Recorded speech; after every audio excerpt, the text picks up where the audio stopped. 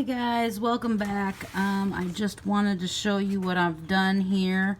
I have had that square piece of screen that I told you I was going to put in here. I'd cut it a bit larger than the opening that I needed, and because it's a triangular shape, I've got this extra, and I took strips of little strips of cedar or balsam wood, whatever, just to tack along the side here.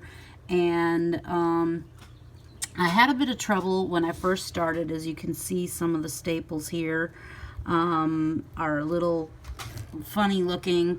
I was using an electric stapler. I've never used an electric stapler before, and so I am just used to the staple gun, an old-fashioned hand squeeze staple gun with where you just squeeze it and it shoots one staple.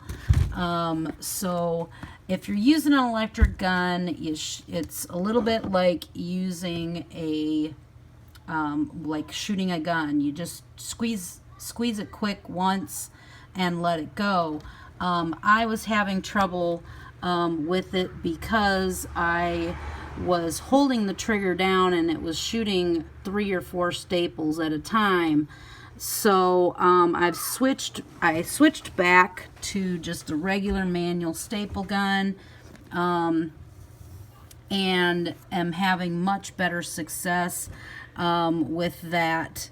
And so we're all finished up with getting the new screen put in here, got it nice and tight across everywhere. And so now what I'm doing is I'm going along and I am trimming up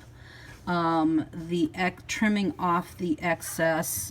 As you can see, I have started doing that here, and I'm going to continue doing that around the rest of the way, and trimming off this excess so it'll be nice and smooth and flat in here.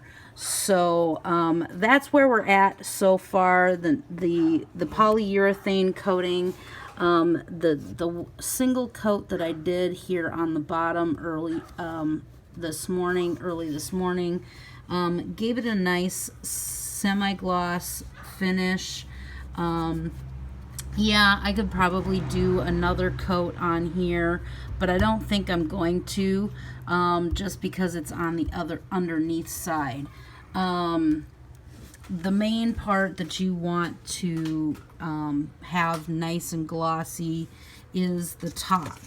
And as you can see, I haven't done anything with that yet, but I will be doing that later this evening after it cools off, because the polyurethane says to not use it in temperatures over 90 degrees, and it is almost 100 today. Tomorrow is going to be 101.